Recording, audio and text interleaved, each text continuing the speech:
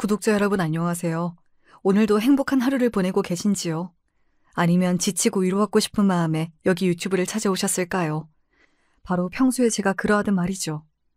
저는 지루할 때는 이 채널에서 신명나고 재미있는 사연 영상을 틀어두고 마음이 슬프고 우울할 때는 어려운 일을 당하다가 결국은 극복해낸 감동적인 사연을 듣고 있어요. 제가 여러분께 소개해드릴 이야기는 어떤 사연이 될지 모르겠지만요. 들어주시는 청취자 여러분께 조금이나마 도움이 되었으면 하는 바람으로 시작해보겠습니다. 어린 시절 우리 엄마는 절 많이 사랑하셨지만 자꾸만 이렇게 꾸중하셨어요. 세은아, 너에게 보이는 것을 남에게 절대로 얘기해선 안 된다. 절대. 만약 제가 여러분 곁을 지나가게 된다면 그런가 보다 하고 기억이 나지 않을 만큼 딱 보면 평범한 사람입니다. 그런 제가 남다르다는 것을 알게 된 것은 7살 무렵이었어요. 엄마, 저기 창문에 서 있는 검은 옷 입은 아저씨 누구야? 거기 누가 있다고 그래? 아무도 없어. 아, 세은아, 자세히 보면 엄마랑 저 아저씨는 생김새도 느낌도 다를 거야. 그렇지? 제가 손가락으로 가리킨 곳을 보신 엄마는 대수롭지 않게 넘기시려다가 불현듯 어떤 생각이 났는지 제 눈을 바라보며 진지하게 말씀했어요. 응, 뭔가 느낌도 다르고 또렷이 잘 보이진 않지만. 그래, 그런 것들은 설령 보인다 해도 못 본 척, 알아도 모르는 척 해야 돼. 또 봤더라도 절대 다른 사람에게 네가 보이는 것을 티내선 안 된다. 엄마 말 명심해. 엄마는 제가 비슷한 이야기를 할 때마다 이렇게 신신당부하셨어요. 그렇게 과민한 엄마와 달리 저는 이런 것이 특이한 줄도 모르고 지내왔죠. 옛날 우리 집에서는 마당에서 키우던 강아지 복덩이가 있었어요. 10살이던 전 처음으로 불가사의한 꿈을 꾸고 말았습니다. 꿈에서 흰 털을 지닌 복덩이는 온몸이 빨갛고 입에 이상한 검은 물체를 물고서 저를 슬프게 바라보았죠. 그런데 그날 오후 우리 복덩이는 골목길에 진입하던 차에 치여 그만 세상을 떠나고 말았습니다. 어린 저는 복덩이를 제 동생처럼 여기고 아주 예뻐했기에 그때만큼 물어본 적은 없었어요. 그 기분 나쁘고 꺼림칙한 꿈을 꿨으면 내가 목줄 잡아놓고서 집에서 못 나가게 해야 했어. 다 내 탓만 같았던 죄책감에 며칠을 울고 몸살까지 앓으며 힘들어했습니다. 이후로 다짐했어요.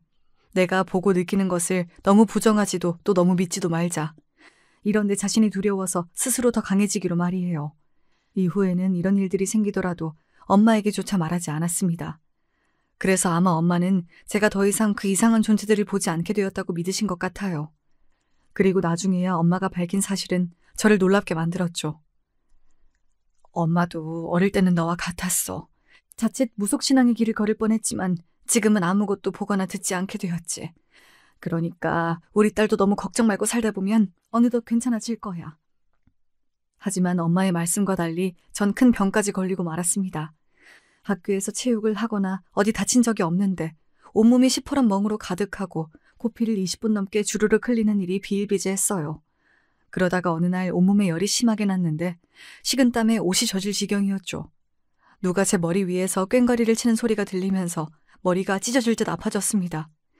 제 병색에 부모님은 대학병원으로 데려가셨고 그곳에서 전 급성 림프모구 백혈병 진단을 받고 말았어요.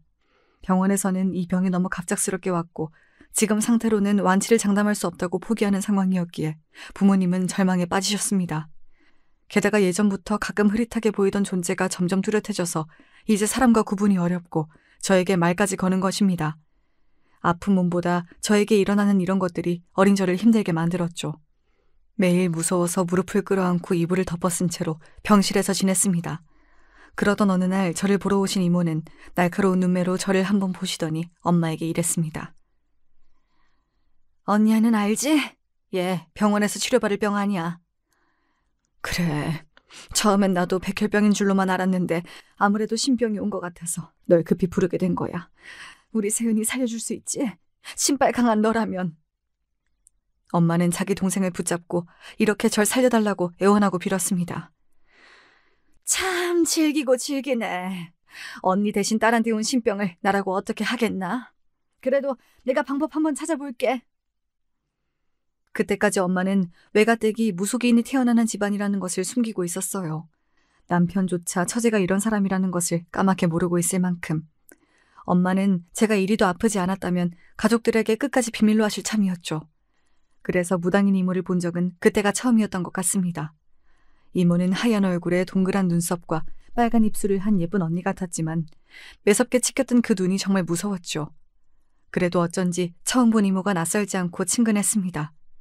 며칠 뒤 이모는 엄마를 찾아오셨고 그 이후로 아빠와 엄마는 이모가 가져온 방책을 두고 옥신각신 싸우셨어요.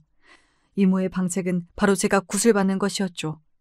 아빠는 굿이라니 말도 안 된다며 결사 반대하셨지만 죽어가는 딸을 살려볼 마지막 방법이라고 설득하는 엄마에게 결국 지고 마셨어요.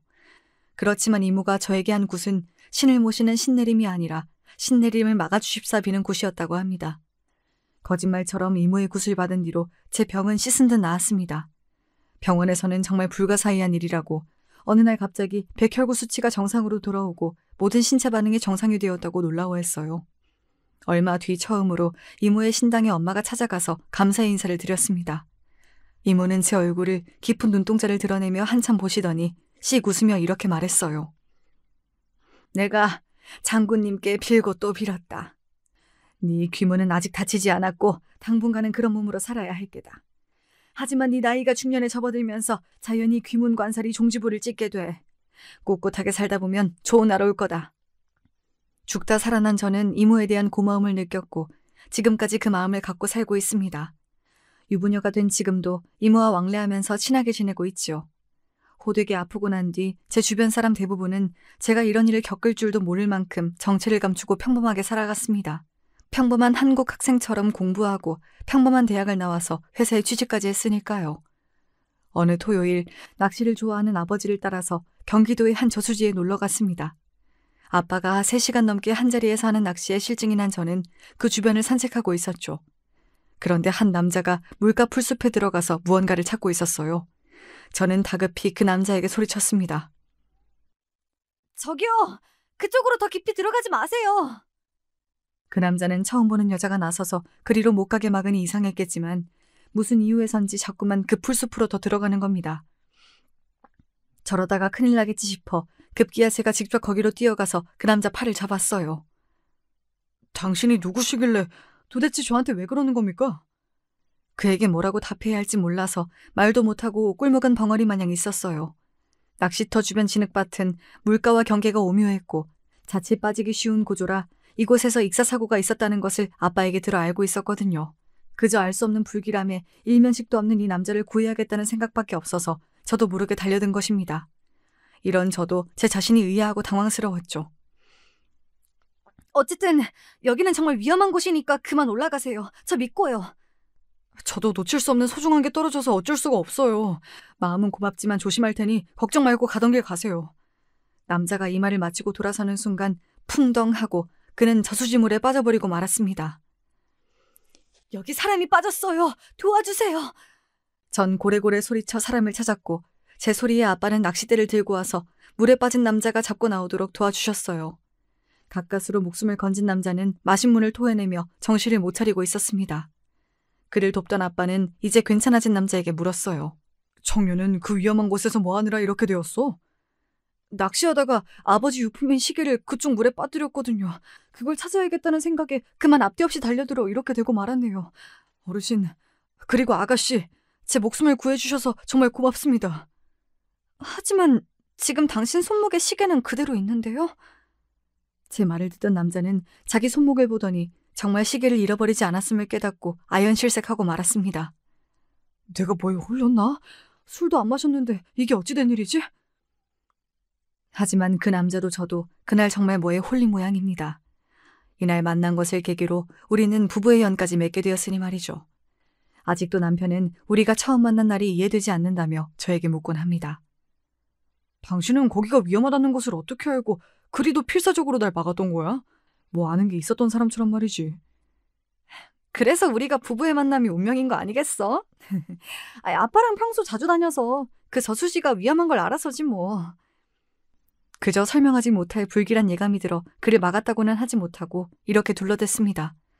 남편은 자상하고 저를 아껴주는 좋은 사람이었고 공기업이라는 안정적인 직장까지 정말 완벽한 남자였어요. 이모는 제 팔자가 좋은 편이라고 말했었는데 틀린 말은 아니었나 봅니다. 하지만 남편의 어머님하고 저는 도무지 잘 지내기 어려워서 늘 고민이었죠. 시아버지는 술과 담배를 즐기시다가 58세에 세상을 뜨시고 이후 어머님은 혼자 된 몸으로 남편과 시동생을 키우셨던 분입니다. 그렇게 고생하시다 보니 두 아들에 대한 기대감이 크셨던 것 같아요. 아들 모두 명문대에 보내고 나자 이제 좋은 집안에 조건 좋은 며느리 볼 생각으로 있었는데 뭐 내세울 것 없는 맏며느리가 들어오니 무척 실망하셨던 게지요. 넌 그 관상부터가 영 내 마음에 들지가 않아. 친정도 평범하고 직업도 그저 그러면 뭐 외모라도 빼어나던가. 내 아들은 뭐가 부족해서 저런 여자를 집에 들였을꼬. 아무리 제가 마음에 안 차셔도 그렇지 사람 면전에 대고 이런 막말을 서슴없이 꺼내는 양반이니 제가 어디 마음 붙일 수가 있겠어요. 처음 몇 번은 그저 꾹 참고 들었지만 결혼한 지 2해가 넘자 저도 이제 시모 말씀에 조금씩 맞받아치기 시작했습니다. 제가 잘못한 것도 없는데 이렇게 당하기만 하면 너무 억울하니까요. 이상하네. 우리 천상장군 보살님은 제 관상이 엄청 좋다고 하시던데요. 남편과 그 집안 전체를 일으킬 만한 사주를 가졌대요, 제가. 저를 며느리로 들이는 집은 잔치라도 벌여야 할 거라고 그분이 말씀하셨어요. 잔치? 거기 돌팔이 무당 아니냐? 전 우리 이모를 무시하는 시모에게 참을 수가 없었습니다. 돌팔이라뇨? 그분 덕에 어릴 때 목숨도 부지했는데 잘 알지도 못하면서 영역 있는 분에게 함부로 말씀하셨다가는 영 안 좋은 일 당하십니다. 제 이야기에 시모는 겁을 먹은 모양인지 더 이상 말을 아끼시더군요. 나이 30이 넘었는데 아기를 안 낳는다고, 친정이 가난하다고 여러 가지 이유에서 시모는 제가 마음에 차지 않아 하셨습니다. 어쩌면 시모는 초장부터 제 길을 누르고 고분고분한 며느리가 되길 원하셨는지도 모르겠어요. 그렇지만 저도 적당히는 들어드리고 적당히는 되받아치며 아웅다웅한 고부관계를 이어가고 있었습니다. 뭐 그래도 그때까지는 참아낼만 했어요. 하지만 사람 둘을 놓고 하는 시모의 차별에 제 마음은 피멍이 들어갔습니다. 남편보다 1살 아래 서방님은 연봉 1억이 넘는 IT 업계 재원인데 야망이 큰 남자였죠. 입버릇처럼 말하던 조건 좋은 여자와 만나기 위해 맞선을 보고 하더니 결국 원하는 결혼에 꼴이 나고 말았습니다. 직업은 이비인후과 의사에 친정집도 빵빵한 그런 여자와 결혼한 서방님은 자신의 결혼에 썩 만족스러운 모습이었죠. 그래. 내가 아들 둘을 잘 키우기는 했지. 큰 녀석은 공기업에, 작은 녀석은 연봉 높은 회사에 다니는데 거기에 딱 맞는 의사 며느리까지 들어왔으니 말이야. 이제 내 자식들은 어디에 내놔도 빠지지 않는 엘리트들이지. 아니, 그 큰 며느리만 빼고. 서방님 결혼식에서 시모는 부러워하며 축하하는 친구분들에게 이렇게 말씀하셨어요. 저보고는 너무 대놓고 손님들 앞에 서 있을 필요 없다면서 음식을 살펴보라고 필요 현장으로 보내버리셨습니다. 멀쩡하게 생기고 건실한 회사도 다니는 제가 뭐 그렇게 창피할 정도는 아닌데 시모의 태도에 위축이 된 저는 자신이 그리 작아 보이기도 처음이었죠. 시모는 자기 자신의 몸을 원체 잘 챙기는 양반이세요. 자기 남편과 친정 부모님, 언니까지 모두 60도 되기 전에 일찍 돌아가셨기 때문에 그런 집안 내력에서 오는 건강 염려증 같아 보이셨습니다. 복용하시는 영양제만 해도 하루에 10개가 넘고 그 외로 철마다 한약 챙겨 드시지 조금만 어디 안 좋은 곳이 있으면 바로 병원에 달려가시죠. 그런데 동서가 들어오고 나니 툭하면 별것 아닌 증상으로 의사 며느리에게 살펴봐달라고 하시네요. 특히 코로나 기간에 그 염려가 더 커져서 목이 조금 아프셨던 날이면 나 코로나 걸린 것은 아니겠지? 라며 본인이 1달 동안 마스크 쓰고 지나갔던 장소와 만난 사람들까지 얘기하며 자식들 앞에서 불안해하셨습니다. 자식들 입장에서는 괜찮아 보이시니 염려 마시라고 해도 시모는 요지부동이셨어요. 걱정된 마음에 저는 기관지에 좋다는 차를 사서 시댁에 가보니 어머님의 안색이 좋아지셨더라고요. 어머님, 요즘 목이 안 좋으셔서 걱정 많다면서요. 이 차가 목에 참 좋다네요. 아침 저녁으로 달여 드셔보세요. 시모는 제가 드리는 차 세트를 한 켠으로 밀면서 이렇게 말씀하셨어요. 아까 둘째가 전화해서는 하는 말이 난 코로나 걸릴 위험이 전혀 없으니 안심하라고 하더라. 그리고 택배로 이렇게 미국산 영양제 세트도 보냈지 뭐냐. 네가 사온 것은 너나 가져가서 먹거라. 난 전문가인 의사 선생님 추천대로 이 약을 먹을란다. 아무리 저나 다른 아들들이 100번을 얘기해도 귀를 막고 있던 시모는 동서의 말 한마디에만 믿고 안심하는 듯 보였어요. 그래도 그렇지 걱정하는 마음에 사들고 온 선물까지 고마워하기는커녕 대번에 거절하시니 전 속이 상했습니다. 동서가 괜찮다고 말하니까 이제야 믿어지세요? 당연하지. 의사랑 너희들이 대충 보고 말하는 거랑 같겠냐? 이래서 집안에 의사랑 판검사가 있어야 한다는 말이 있는 거다. 아주 든든하구나 야. 저도 우리 집에 의사인 동서가 식구로 와서 좋기야 좋았지요. 코로나 기간에 궁금한 부분은 동서에게 물어보고 해결하기도 했고, 가족들 중 누가 아프면 집에 의사인 가족이 있으니 도움을 받을 수 있을 테니까요. 다만 동서는 아주 예민하고 건강도 약한 사람이었습니다. 어릴 때부터 자주 쓰러지고 경기까지 일으켜서 동선의 친정엄마의 보호 속에 자라난 것 같았습니다. 결혼한 지금까지 동서가 집안일 하나 못하도록 신혼집에 도우미를 보내주고 반찬이나 원래 마시는 특별한 물까지 친정엄마 손으로 일일이 채워넣으신대요. 시댁에서 처음 식사하는 날, 동서는 식사 도중 친정엄마 전화를 받더니 이러는 겁니다. 엄마, 밥 먹고 있어요. 지금 불고기랑 박대구이랑 이런 반찬들 먹는데? 아, 그래요? 알겠어요. 전화를 끊던 동서는 시모에게 대뜸 이렇게 묻는 겁니다. 어머님, 지금 먹는 불고기랑 박대가 국산인가요? 특히 박대는 중국산이 많아서 우리나라 군산 것이 아니면 먹지 말라고 엄마가 그러시네요. 그럼. 한우 불고기랑 군산에서 올라온 박대 맞다. 사부인에게 걱정일랑 마시라고 전해드려라 꼭. 콧대 높은 시모가 진땀 흘리며 거짓말로 둘러대는 것을 보고 있자니 너무 웃긴 거예요. 부엌에서 시모의 지시대로 박대를 구웠던 전 알지요. 중국산이란 것을요. 이런 동서의 친정집에서 서방님과 결혼하게 된 숨겨진 이야기도 독특했습니다. 홀어머니의 집안 재산도 별로 없는 것 같다는 이유로 서방님과의 결혼을 친정에서 반대하자 동서는 맞서서 흥분하고 얘기하다가 그만 쓰러져서 겨우 부모님 허락을 받아낸 것이에요. 이렇게 겨우 결혼 허락은 하셨지만 시집 보낸 이후로도 낄 때 안 낄 때 없이 안 싸돈 어른은 모든 동서의 일에 참견하셨어요. 몸이 약하게 자란 귀한 딸이니 얼마나 노심초사하실까 한편으론 이해가 갔지만 과하게 그쪽 친정댁이나 시모까지 동서만 위해주고 저에 대한 차별이 심해지자 저도 모르게 점점 동서가 얄미워졌습니다. 물론 사람 자체가 나쁘거나 못된 사람은 아니었지만 과부호 속에 자라서 그런지 자기밖에 모르는 자기중심적인 어린애만 같았죠. 아이고, 우리 의사 며느님은 큰일 하느라 바쁘니 부엌에는 얼씬도 마라. 이렇게 당당히 집안일에서 예외로 계신 며느님이라고 해도 눈치껏 저도 도울 게 없을까요? 라고 한마디 하던가 아니면 부엌에 와서 말동무 정도는 해줄 수 있지 않나요? 동서는 거실 안마의자에 앉아서는 저와 시모가 식사 준비로 분주한 가운데 혼자 잘 놀고 있는 겁니다.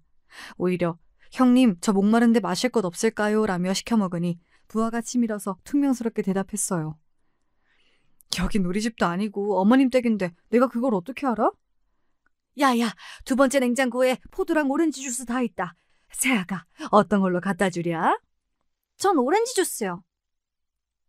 시모는 바로 오렌지 주스 한 잔을 따라서 동서 앞에 대령했는데 주스에 입도 대기 전에 동서는 이러고 묻는 겁니다. 이거 100% 유기농 주스 맞나요? 전 첨가물이 가득한 시중에 파는 것은 절대 입에 대지 않거든요. 당황한 시모는 괜히 저에게 큰 소리를 치곤 해요. 아무리 아끼는 며느리라지만 이 상황에 민망해진 시모는 괜히 만만한 저에게 분풀이하는 거죠. 야, 넌 네 동서 취향도 모르고 올 때 그런 거 좀 사오지 그랬냐? 얼른 마트 가서 네 동서가 좋아할 만한 것으로 사와라. 아주 고급으로, 어? 저는 하다 이렇게 동서의 주스 심부름까지 해야 했습니다. 돌아와 보니 동서는 먼저 식탁에 앉아서 시모가 차려주는 반찬들을 보고만 있었어요. 그리고 다른 사람들 것은 빼놓고 딱 자기 숟가락 젓가락만 놓고 가만히 있더군요. 이런 여자가 제 유일한 동서로 들어오다니 시댁만 있으면 저 정말 답답해 죽을 것 같았죠. 그러다가 제 감정이 폭발한 것은 어느 추석 명절의 일이었습니다. 모두가 둘러앉은 식탁에 시모는 주로 동서가 좋아하는 반찬들 위주로 거기에 아들들이 좋아하는 게장이랑 갈비찜은 있었지만 제가 좋아하는 호박전 따위는 하나 없더군요. 여기까진 그래도 괜찮았지만 보기만 해도 구역질이 올라오는 토랑국까지 올리셨어요. 추석 때는 을에 먹는 음식이지만요. 전 옛날 토랑국에 대한 나쁜 기억으로 이런 증상이 있다고 몇 번이나 어머님께 강조해드렸습니다. 하지만 동서가 토랑국을 잘 먹는다는 이유로 시모는 자주 이 국을 해서 내놓으시더라고요. 어머님, 전 토랑국 냄새만 맡아도 속이 울렁거리는 거 아시면서 매번 제 국은 부엌에 갖다 놓고 올게요. 아, 형님은 토랑국을 잘 못 드시는구나. 대신 여긴 다른 반찬 많으니까 국은 안 드시면 되겠어요. 형님이 먹든 말든 신경 쓰지 않고 자기 혼자 맛있게 국을 먹고 있는 꼴이 얄미웠습니다. 도란 때문인지 동서와 시모 때문인지 결국 저는 속에서 역한 것이 올라와서 화장실로 달려가 변기를 붙잡아야 했습니다. 먹은 것이 없어서 개원할 것이 없었지만 헛구역질만 했죠. 형님, 혹시 임신하셨어요? 제가 토하는 모습에 놀란 눈으로 저를 보며 진심으로 동서는 이렇게 생각하는 겁니다. 의사를 할 정도로 똑똑한 사람이 진짜 몰라서 묻는 건지 아니면 모르는 척 고도의 여우짓을 하는 건지 헷갈리기까지 했어요. 저도 모르게 속에 있는 말까지 툭 튀어나와 버렸어요. 동서 진짜 공부해서 의대 간 거 맞지? 어머님이 토랑국 올리실 때마다 내가 토하는 거 봐왔잖아. 진짜 몰라서 묻는 거야? 아니면 나 염장 지르려고 일부러? 그럼요. 제가 얼마나 공부를 잘할게요? 형님이 토랑국을 그렇게 싫어하는지 제가 어떻게 알아요? 같이 사는 가족도 아닌데. 동서가 좋아한다고 해서 어머님이 1년에 대여섯 번은 주시잖아. 그걸 정말 기억 못한다고? 아이고, 별것도 아닌 일로다 큰 소리 나게 하지 마라. 형님이 돼가지고선 속 좁겠으리. 그리 토란이 싫으면 네 밥 들고 다른 데로 가서 먹던가. 그러자 듣고 있던 시모가 끼어들어 굳이 동서 편을 들었죠. 너무 서러운 마음이 들어 함께 있기 싫어서 혼자 거실에 가서 맨밥만 들고 먹었죠. 남편은 반찬 몇 개랑 자기 밥그릇 들고 제 옆에 와서 같이 있었습니다.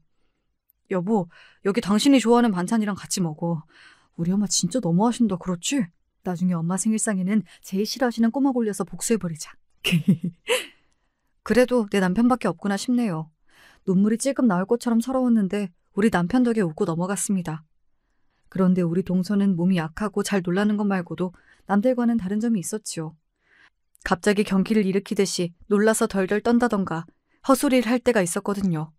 평소에는 얼마나 자주인지 몰라도 시댁에서 그런 동서의 모습을 몇 번인가 목격했습니다. 그리고 마지막 목격 이후 동서와 저의 사이는 전혀 달라지게 되었습니다. 여름 장마철이던 그날 하늘이 시커멓고 장대비가 우서서 떨어지는 을씨년스러운 날이었어요.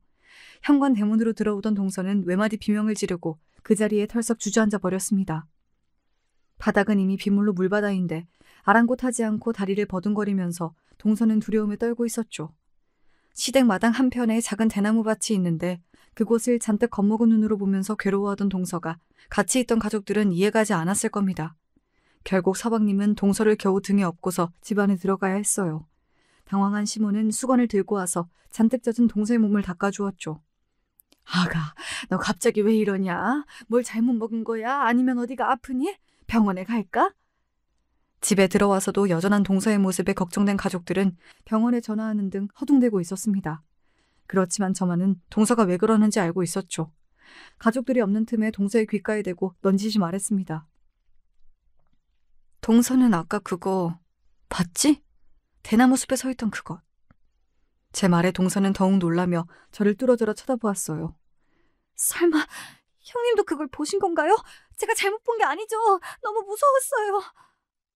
이런 미신을 믿지 못하시는 분들이 많으시겠지만 제가 남들과는 다른 것을 보는 눈을 가졌다고 말씀드렸죠. 시댁에 방문할 때면 눈을 치켜뜨고 무섭게 노려보는 어떤 여자가 대나무 숲에 서 있는 것을 가끔 볼 수 있었어요. 그렇지만 지방령이나 사람을 해치는 것 같진 않고 시가 집안의 누군가에게 원한을 가지고 있어 시가에 들리는 영가 같았습니다. 그래, 나도 한복 입은 젊은 여자를 본 적이 있지. 하지만 동서나 우리에게 해를 끼칠 영가는 아니니까 걱정 안 해도 돼. 그리고 그런 것들을 봤더라도 오늘처럼 티내고 겁먹게 되면 오히려 그것들은 동서를 노리고 더 달라붙는다. 제 경고에 흠칫 놀라던 동서는 제 다리까지 붙잡고 비는 게 아닙니까? 얼마나 무섭고 혼자 속 끓었으면 저럴까 싶어 안쓰러웠어요. 저도 같은 경험을 하는 사람이니까 이해할 수 있죠. 맞아요, 한복. 형님 말이 진짜 맞는 거죠. 그럼 저도 있는 힘을 다해 그 사람 못 본 척 할게요. 그리고요. 동서는 제가 같은 것을 보았다는 이야기에 놀라면서도 한편으로 안심하고 저에게 이런저런 것들을 묻기 시작했습니다. 그제야 동서가 그렇게 예민하고 몸이 약했던 이유가 이해되었습니다. 동서도 저처럼 귀문관살이 붙은 사주라서 그랬던 것이죠. 저는 이모가 지켜주셨지만 동서는 기독교 집안의 현대과학을 믿는 가족이라 이런 증상을 정신병이나 신경증 정도로 치부하고 말았을 거예요. 동서도 나도 귀문관살이라 남들이 보지 못하는 것을 볼 수 있어. 우리 이모가 신내림 받은 무녀시거든. 난 이모 덕에 보호받을 수 있었지만 자기는 혼자서 힘들었겠다. 누가 이상하게 볼까봐 어디 이런 사정을 말 못하고. 그치?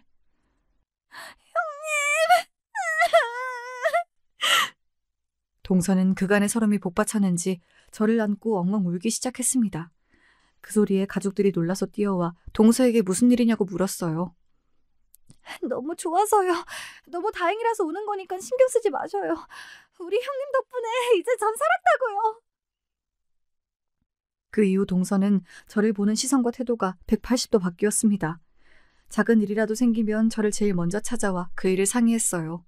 시댁에서는 제 옆에 꼭 붙어서 제가 무슨 말을 하든 경청하고 제 조언은 무엇이든 따르던 동서를 의욕의 눈빛으로 보았죠. 동서가 그렇게 변모하자 가장 놀란 사람은 바로 시모였어요. 시댁에서 여왕은 동서, 그리고 그 측근에서 온갖 좋은 것을 받으며 딸랑거리는 사람이 시모였거든요. 구박과 온갖 집안일을 다 시켜도 문제없고 완전 하층민 신세이던 저를 왕비인 동서가 저렇게 떠받드니깐 아마 시모는 미칠 노릇이었을 겁니다. 제가 무슨 말만 해도 네 형님 하고 똥으로 매주를 쓰라고 해도 따를 기세였지요. 그래서 시모가 원래 하듯 저에게 잔소리하면 동서는 무조건 제 편을 들었습니다. 야야, 고기를 그렇게 민숭민숭하게 구우면 맛대가리 하나 없어. 바싹 익혀서 고소하게 만들어야지. 남편보다 조건이 처지면 이런 거라도 잘해야지. 너는 어째 잘하는 것이 하나 없냐? 저희 집에서는 이 정도로 구워 먹는 게 일상이에요. 맛만 좋은데? 그럼 어머님께서 직접 만나게 구우시겠어요? 며느리라는 애가 더운 날 늙은 시어미를 시켜야 직성이 풀리겠냐? 어서 제대로 굽지 못해? 어머님, 고기는 형님처럼 굽는 편이 맛도 좋고 건강에도 좋아요. 어머님 구우시듯 고기가 타버리면 발암물질인 벤조피렌이 생성되거든요. 그리고 형님 더우시니까 이제 제가 구울게요. 이렇게 말하고 제 집게를 가져가서 스스로 고기도 굽는 기특한 짓을 하는 거예요. 동서의 모습에 저는 흐뭇하게 웃고 있었지만 세모눈을 한 시모는 우리를 째려보고 계셨죠. 특별한 날이 아닌데도 동선에 안 싸던 어르신은 수입 그릇이나 고급 소재 스카프 등 비싸고 호화스러운 선물을 가끔 보내주셨습니다. 시모는 여기에 넘어가서 동서를 더 예뻐해 주시는 듯도 했죠. 전에는 동서가 선물을 들고 오면 모두 시모가 독차지했지만 이제 어림도 없습니다. 도리어 저만 살짝 불러내서 동서는 선물을 주려다가 그만 시모에게 들켜버리고 말았죠. 이 크림이 스웨덴에 있는 연구소에서 개발한 줄기세포로 만든 건데 강남 엄마들 사이에서 그렇게 인기가 많다고 엄마가 특별히 사다 주신 거예요. 한 통에 50만 원이 넘는다고 저 2개 주신 거를 형님하고 나눠 쓰려고요. 아이고 동서, 나는 이렇게 비싼 크림은 부담돼서 못 쓰는 사람이야. 내 피부는 바셀린만 발라도 이렇게 깐 달걀처럼 반질되는걸? 어머님 좋아하실 텐데 어머님께 드리자. 어머님께는 지난달에 화장품 세트 하나 갖다 드려서 괜찮아요. 좋은 건 같이 써봐야죠. 형님이랑 나랑 같이. 마지못해 영양크림을 받고 둘이 방에서 나오는데 거실에 계시던 시모가 우리에게 이렇게 말씀하시대요. 50만 원 하는 비싼 것을 너희들 팽팽한 피부에 갖다 쓴다 이 말이지? 나는 다 늙어서 그리 좋은 화장품 바를 필요도 없단 거냐? 아주 괘씸한 것들 같으니. 아마 우리 대화를 몰래 엿들으신 모양인지 시모가 역정을 내시니 미안스러워서 제 크림을 시모에게 드리려고 했어요. 하지만 동서는 저를 말렸습니다. 아니에요. 드린 형님 것은 그대로 받으시고요. 제가 다음에 올 때 어머님 것도 새로 사올게요. 그럼 모두 좋은 거잖아요? 그러니 기분 푸세요, 어머님. 동서의 말대로 나중에 어머님 것도 갖다 드렸지만 시모는 이 일로 계속 서운한 마음에 꽁에 있으셨죠. 거보세요. 차별당하는 기분이 어떤 것인지 어머님도 이제 아시겠죠? 시모의 모습에 전 사이다를 마신 듯 후련했습니다. 하지만 시모는 이런 일들을 마음에 담아두셨던 것 같아요. 어느 날 그 불똥이 저에게 튀고 말았습니다. 저는 무속인 집안 사람인 만큼 제사가 중요하다고 믿고 있지요. 그래서 시댁 조상님들의 제사를 늘 정성을 다해 모셨습니다. 이 점에 대해서는 절 미워하던 시모도 기특해하는 부분이었지요. 매사 고분고분하지 않은 애가 그래도 제사만큼은 한 번도 빼먹지 않고 음식도 나보다 더 정성을 들이니 저거 하나는 내가 인정한다. 그런데 이번 제사를 앞두고 제가 몸이 많이 안 좋아졌습니다. 예전 신병이 올 때처럼 고열에 몸을 꼼짝할 수 없을 만큼 굳어서 잘 움직이지 못했지요. 둘째야, 이번 달 말일이 저희 시아버지 기일이야. 아버지 제사를 지내야 하는데 아니 뭐 정이 병원 일로 바쁘면 어쩔 수 없고 시간 되면 시간 되면 한번 들르거라. 제사 음식 장만은커녕 참석하는 것만도 이렇게 눈치 보며 동서를 부르는 시모는 맏며느리인 저에 대해서는 사뭇 달랐죠. 결혼한 뒤로 시댁 제사는 매번 동서나 시모가 아닌 제 몫이었어요. 괘씸하게도 결혼한 뒤 시댁 제사에 참석 한 번 안 한 동서를 시모는 탓하지도 않았고요. 하지만 이번만큼은 제 몸이 이렇다 보니 어렵겠다 싶었죠. 모레 아버님 기일 준비는 어머님과 동서가 하셔야겠어요. 요즘 제가 몸이 정말 좋지 않거든요. 웃기고 있네. 그런 얼토당토하는 핑계를 내 믿을 것 같으냐? 평소대로 맏며느리가 정성껏 제사를 모셔야지 어딜 빠지려 들어? 어머님께 미리 전화를 드려서 제 상황을 얘기 드렸지만 이렇게 철벽치고 나오시니 절 따르는 동서에게 연락할 수밖에 없었죠. 형님, 많이 아프시면 저희 병원에 한번 들르세요. 제가 진찰해보고 주사 처치라도 해야겠는데요. 그런데 형님 말씀대로 제사에 갔다가 저 시댁에서 또 귀신 보면 어떻게 해요? 그게 무서워서 말이죠. 조상님 영을 잘 모시고 제사밥도 잘 챙겨드려야 자손들이 복을 받지. 동선 알잖아. 그러니까 부탁인데 이번만큼은 나 대신 동서가 어머님 도와서 제사를 정성껏 드려봐. 네, 그래도 형님 말씀인데 믿고 그렇게 할게요. 제 말을 들은 동서는 처음으로 시아버지 기일에 제사를 준비하러 갔습니다. 전 병원에서 영양제 수액을 맞고 밤 8시쯤 남편과 함께 시댁에 들렸죠. 시댁에 들어서자 고소한 기름 냄새가 진동했고 그 냄새를 따라 부엌에 가보니 동서가 전을 부치고 있었어요. 형님 지금 오셨어요? 제가 처음이긴 해도 이렇게나 예쁘게 한다고 어머님이 칭찬 많이 해주셨다고요. 이거 간 좀 한번 봐주세요. 동서가 내민 동태전을 한 입 베어무니 간이 좀 심심하더군요. 전 반죽에 소금을 집어넣으면서 동서에게 말했습니다. 동서, 처음인 것 치고 정말 깔끔하게 전을 잘 부친다. 약간 싱거우니 소금 간만 좀 해야 할 것 같아. 그때 시모가 부엌에 들어오셨어요. 맏며느리라는 것이 이제야 고개를 빼꼼 내밀고서 무슨 간이 어떻고 타령이야. 손 하나 까딱 안 했으면서 손 아랫사람한테 미안하지도 않냐? 오늘 어머님 동서랑 고생 많이 하셨죠. 그건 죄송하지만 어머님 저 진짜 아파서 병원 갔다가 오는 길이에요. 건강해지면 평소처럼 제가 열심히 할 터이니 이번에는 이해 좀 해주세요. 제 말을 들은 동서는 제 이마를 손으로 만져서 온도를 확인하고서 놀랐습니다.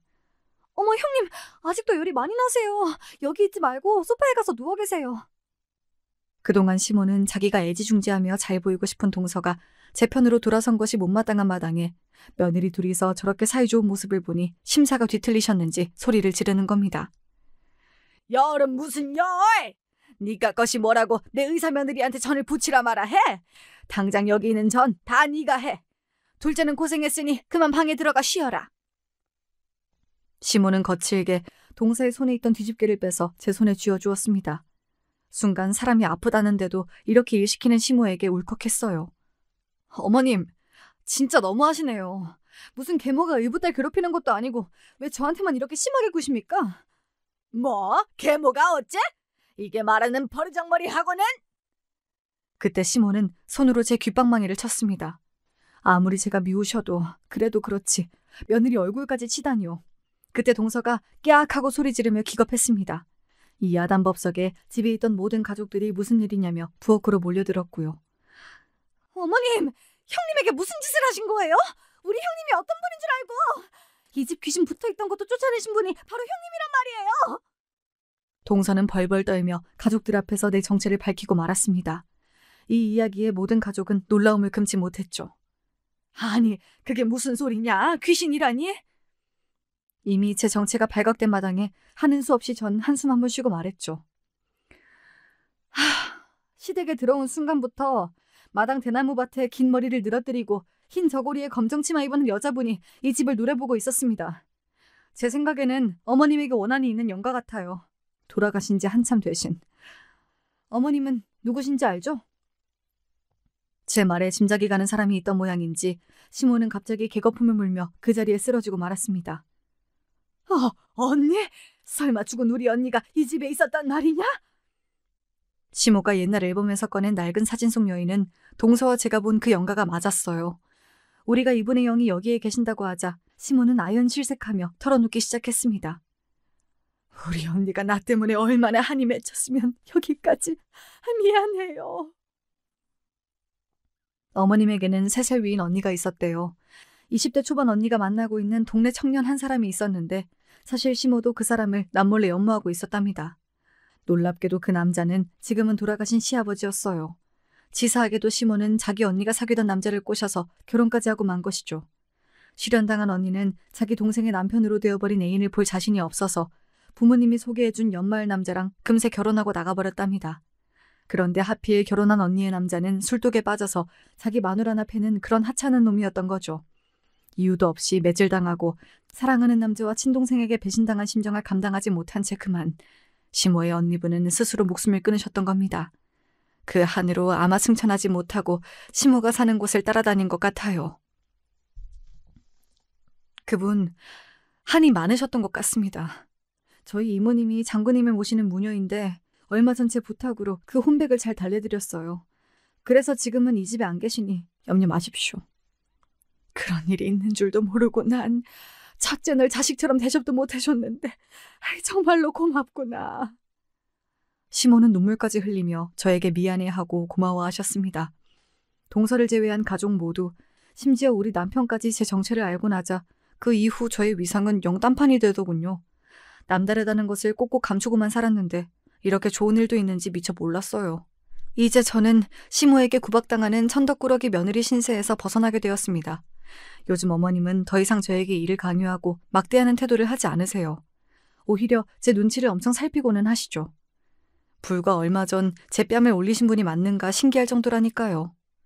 예, 혹시 요즘도 우리 언니 영이 붙어 다니냐? 요새 내 어깨랑 등이 너무 아프구나. 그분은 어머님을 그렇게 괴롭힐 요량으로 있는 분은 아니셨어요. 악한 마음을 잡수셨다면 이미 진즉 일을 치르셨을걸요? 동생에 대한 애정도 미움도 복잡하게 얽힌 한이셨을 것 같습니다. 지금 어머님 곁에 아무것도 없으니 안심하세요. 그렇겠지? 우리 언니 한 풀고 저 세상에 잘 가셨으면 좋겠다. 내가 미친년이지. 평생 고생만 시키다가 일찍 가버린 너희 시아버지 같은 남자에게 반해서 우리 언니에게 몹쓸 짓 했으니 말이다. 앞으로도 네가 우리 집을 잘 지켜다오. 이렇게 제가 온 가족을 지키는 수호신이 된 것처럼 저를 의지하고 대우해 주셨으니까요. 그래도 아직 저를 못 믿어하던 마음이 있던 시모가 이렇게 바뀌기까지는 한 가지 사건이 결정적이었습니다. 시부의 제삿날 사건이 벌어지고 여러 날이 지난 어느 밤, 오랜만에 기분 나쁘고 끔찍한 꿈을 꾼 저는 일어나자마자 바로 어머님에게 전화드렸어요. 아니, 새벽부터 얘가 웬 전화냐? 어머님, 혹시 오늘 외출하시나요? 다름이 아니라 간밤 제 꿈자리가 사납고해서 어머님 걱정이 되었거든요. 오늘 불길하니까 아무래도 집에만 계시는 것이 좋겠어요. 얘가 갑자기 무슨 꿈 타령이야. 우리 모임에서 꽃놀이 가기로 했어. 이따가 아침 9시에 관광버스 타러 나가야 한다. 제 꿈에 대해 자세히 설명드릴 순 없었지만 분명 시모에게 나쁜 일이 생길 것만 같아서 전 절실하게 다시 부탁드렸어요. 이러쿵 저러쿵 자세히 설명은 못 드려요. 어쨌든 제 말 한 번만 믿고 제발 오늘은 집에 계세요. 이렇게 통화를 마치고 있는데 어머님이 분명히 나가지 않겠다고 약속하신 게 아니라서 전 걱정이 되었습니다. 남편을 출근 준비시키고 전 회사에 좀 늦겠다는 연락을 드리고 나서 곧장 시댁으로 갔어요. 시댁에 도착해서 초인종을 아무리 눌러도 인기척이 없는 겁니다. 그때 시계를 보니 아침 10시. 이미 시모는 그 꽃놀이 버스를 타고 이미 나가버린 모양이었어요. 알 수 없는 두려움이 몰려와서 어머님께 전화를 드리려고 다급히 핸드폰을 가방에서 꺼내려던 그때 저기 골목에서 집으로 걸어오는 어머님이 보였지요. 아이고 다행이다. 어머님, 그 모임 안 가신 거예요? 장을 보셨는지 시장 바구니를 들고 오시던 어머님은 놀란 눈으로 저를 보셨지요. 아니, 네가 출근도 안 하고 왜 여기 와 있어? 어머님께서 나가셨을까 봐 걱정돼서 말이죠. 다행히 집에 계셨군요. 그래, 네가 괜히 재수없는 소리를 새벽부터 해서는 찜찜해서 어디 갈 수가 있어야 말이지. 아침거리 사러 잠깐 슈퍼에 다녀왔다. 그런데 너 이 땀이 뭐니? 젊은 애가 왜 이렇게 식은 땀을 흘려? 손수건으로 땀을 닦으려던 그때 시모의 핸드폰이 울렸습니다. 여보쇼? 아, 성우 엄마. 아이고, 나는 오늘 꽃놀이 못 갔어요. 뭐 말 못할 사정이 생겨서. 그런데 성우 엄마랑 모임 사람들 모두 잘 가고 있지요? 어쩐 일인지 통화하시던 어머님 얼굴은 점점 굳어가고 있었습니다. 전화로 무슨 소리를 들으셨던지 입을 탁 벌리고 놀란 시모는 저에게 물어보셨죠. 어떻게 이런 일이 다 있을 수 있단 말이냐? 너 설마 이걸 다 알고서 날 못 가게 그리 막았던 게냐? 제가 무슨 무녀처럼 정확히 일어날 일을 예측하고 그런 사람은 못 됩니다. 그저 불길한 예감이 들 때는 매사 조심하고 주변 사람들에게 경계시키는 것이 고작이죠. 그래서 이렇게 그 예감이 맞아떨어지면 저조차 소름이 돋곤 합니다. 어머님이 통화하신 분은 오늘 꽃놀이에 갈 예정이었지만 갑작스러운 배탈로 일정을 취소하고 집에 계셨대요. 그런데 그 모임에 가신 친한분이 방금 놀라운 일을 전해준 것입니다. 어머님도 같이 타고 갈 예정이었던 버스가 그만 도로에 미끄러져서 사고가 나버렸다는 것입니다. 그래서 버스에 타고 계시던 분들은 급히 병원으로 이송되고 있다고요. 다행히 큰 인명사고는 없었지만 연세 있는 분들이라 골절과 타박상 등 중경상을 입으셔서 한동안 고생하셨다고 나중에 들었어요. 솔직히 말하자면 전 귀문이 닫혀서 정상인과 같아진 지 시간이 좀 흘렀습니다. 그렇지만 이 일 이후로 우리 가족들, 특히 시모는 저를 어느 점집 보살님 모시듯 대해주세요. 거기에 대고 어머님, 저는 이제 신기가 없어진 지 오래됩니다. 라고 솔직히 털어놓을 필요는 없잖아요. 다시 예전 식모 취급하던 시모는 다시 겪고 싶지 않으니까요. 별일도 아닌데 일상적인 행동조차 시모는 자꾸만 저에게 하나하나 물어보시곤 하세요. 우리 며느리 잘 지내고 있니? 내 조만간 김장한 김치랑 네가 좋아하는 수육 싸들고 갈게. 오늘 내 약속이 저기 북쪽 방향 의정부에 있어요. 혹시 뭐 그쪽에 안 좋은 일이 있다거나 뭐 그런 건 없겠지? 북쪽이라? 네, 별다른 일은 없으실 테지만요. 버스나 차가 많이 다니는 길은 피하시고 가급적 지하철 타고 다니세요. 지하철 계단 오르내리실 때 조심하시면 좋겠어요. 오냐 오냐, 네가 말한 대로만 하고 다니마. 고맙다. 저는 그저 어머님 안심시켜드리면서 일반적인 주의 당부 말씀을 드린 것뿐인데 어머님은 또 이 말을 철석같이 믿고 따라주세요. 지금까지 우리 가족들 모두 아픈 데 없이 건강하고 무탈하게 지내고 있는데 어머님은 의사인 동서가 아니라 제 덕분이라고 믿고 계시죠. 이렇듯 저는 시모에게 당했던 마음고생을 덜고 지금 아주 잘 지내고 있습니다. 다만 제가 가진 고민 하나로 요즘 들어 마음이 복잡해요. 나이가 33살인 저는 아직까지 자식이 없습니다. 결혼해서 시모에게 이 일로 구박도 받았었지만 지금은 제가 알아서 하겠거니 아무 말씀도 안 하세요. 그런데 제가 아직 임신하지 못한 것은 우리 부부에게 어떤 신체적 하자가 있어서는 아닙니다. 그저 내 아기가 제 핏줄을 이어받아서 신병을 겪는다거나 그럴까봐 두렵기 때문이에요. 그렇지만 저라는 사람 자체는 아이를 정말 좋아하고 예뻐한답니다. 하물며 내가 낳은 아이는 얼마나 소중하고 사랑스러울까요? 그래서 아이를 갖고 싶은 마음과 무속인의 피를 끊어내고 싶은 마음, 두 가지가 싸우고 있죠. 이 고민을 친정엄마에게 털어놓으니 이렇게 말씀하셨습니다. 나도 너 같은 걱정으로 아빠 몰래 피임하면서 임신을 막고 있었다. 그런데 천지신명께서 버리신 일인지 피임했음에도 결국 너를 잉태하고 말았지. 처음엔 두려웠지만 이날까지 널 낳은 일이 얼마나 감사한 일인지. 우리 딸이 없었으면 엄만 이렇게 행복하게 살지 못했을지 몰라. 그러니까 너도 너무 두려워하지 말고 네 마음이 따르는 대로 해보려무나. 이렇게 저에게 엄마는 용기를 주셨습니다. 그렇지만 우리 이모의 의견은 또 달랐어요. 너도 나 같은 길에 들어설 뻔했던 걸 모르는 것은 아니겠지? 장군님의 도우심으로 어떻게 거기에서 빠져나오긴 했다만 네가 자식을 낳는다면 글쎄, 자식이 너처럼 신병을 겪을 수도 있고 어쩌면 이모처럼 될 수도 있겠지. 그 모든 것을 극복할 마음이 서면 그때 가져라 자식. 두 분의 말씀 모두 일리가 있습니다. 제 고민을 듣고 계신 여러분께서는 또 어떤 의견을 갖고 계실까요? 저에게 해주실 조언이 있으시다면 이 유튜브 댓글창에 남겨주시면 감사하겠습니다. 그럼 저는 이쯤에서 물러나 볼게요. 늘 무탈하고 평안하시길 바라며 작별 인사드립니다. 안녕히 계세요.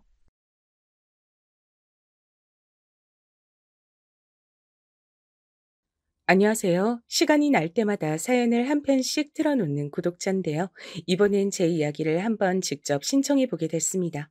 여러분 중에서 착하다는 단어를 모르는 분은 안 계시겠죠. 착하다의 사전적 의미는 언행이나 마음씨가 곱고 바르며 상냥하다는 뜻입니다. 그러나 저에게 있어서 착하단 것은 제 고집을 피우지 않고 저 스스로를 낮추고 양보하는 것이었어요. 그런 식으로 착하게 구는 것이 좋은 세상, 부드러운 사회를 만들어가는 것이라고 생각을 하는 사람이 바로 저였습니다. 웬만하면 남한테 싫은 소리 같은 건 안 하면서 살았고요. 웬만하면 남의 요구를 거절하기보단 들어주는 편이었고, 웬만하면 남에게 상처가 될 것 같은 말은 입 안으로만 꾸역꾸역 삼키고 지내왔었습니다. 제가 대단히 유별난 어린 시절을 보낸 건 아니었어요. 특징이라고 한다면 어렸을 적에 외할머니 댁에서 2년 살았던 것, 그리고 동생만 셋 딸린 집안의 장녀라는 것 정도가 있겠습니다. 그 외에는 특징도 없고 평범했어요. 집안에 적당히 돈이 없었고 전 적당히 공부를 못했으며 적당히 일을 잘해서 아등바등 살아온 바였죠. 뭐든지 적당히, 그리고 그 안에 착하게 이렇게 살아왔던 저는 결혼을 하고 나서도 저만의 그런 생각들을 지키며 살았습니다. 착하고 좋은 아내가 되고 싶었어요. 그런데 그런 생각을 하면서 지내다 보니 어떻게 됐던 줄 아시나요? 저에게 착한 며느리라는 압박감이 주어졌습니다. 일례로는 결혼하고 나서 3개월 정도가 됐을 때 일화가 있었습니다. 남씨가 엄마다. 엄마 지금 옥진이 이모하고 같이 밖에서 노는 중인데 너희 집에 가려고 하거든. 남편이 제 옆에서 전화를 받자마자 저를 난감한 눈빛으로 쳐다봤어요. 통화 소리를 들은 저도 이미 난감해져 있었죠. 옥진이 이모라고 일컬어진 분은 시어머니의 오랜 벗이었습니다. 그래서 남편에겐 친 이모와도 같은 분이셨고 저 또한 그분을 알고 있었습니다. 하지만 알고 있다 뿐이지 좋으신 분인지 어떠신 분인지 그런 건 전혀 겪어보지 않아 몰랐고 제 입장에선 어색하고 불편한 상대였어요. 그런데 대뜸 저희 집으로 오고 계신다니 솔직히 달갑진 않았어요. 이제 해 떨어지려고 하는데 그럼 오셔서 저녁 같이 드시면 되겠네요. 좋지. 저녁 먹고 거기서 뒹굴거리다가 하룻밤 자고 일어나면 딱이겠어. 옥진이 이모가 김치찌개 없으면 밥 안 먹는 거 우리 남식이 잘 알지? 김치찌개만 맛있게 돼도 괜찮으니까 딴 건 신경 쓰지 말라고 남식이 네가 네 처한테 말을 잘해놔. 남편이 어색하게 웃는 동안 처인 저는 속으로 한숨이 나왔죠. 김치찌개에 별로 자신도 없었고 옥진이 이모라는 분이 아무리 집안의 대소사까지 함께 하시는 분이라지만 대뜸 사전 예고도 없이 이렇게 오셔서 하룻밤까지 묵고 가신다는 게 마음이 불편했어요. 오시기로 작정을 하신 것 같은데 말릴 수도 없고 여기까지 일단 오시고 나면 하룻밤 주무시고 가시는 걸 막을 수도 없을 테고 그런 상황에서 제가 남편에게 기껏 한 말은 이것이었습니다. 여보, 이모님 오시면 잠자리 불편 느끼실 텐데 어떡하지? 어머님만 오시는 거면 괜찮은데 손님용 매트리스가 너무 아담하잖아. 베개도 부족하고. 저의 작은 속삭임을 듣고서 남편은 큰 목소리로 전화기에 대고 말을 했죠. 엄마, 수정이가 그러는데 이모 오시면 불편하게 주무셔서 안 된대. 잠자리가 불편하실 거라는데? 그래도 괜찮으셔?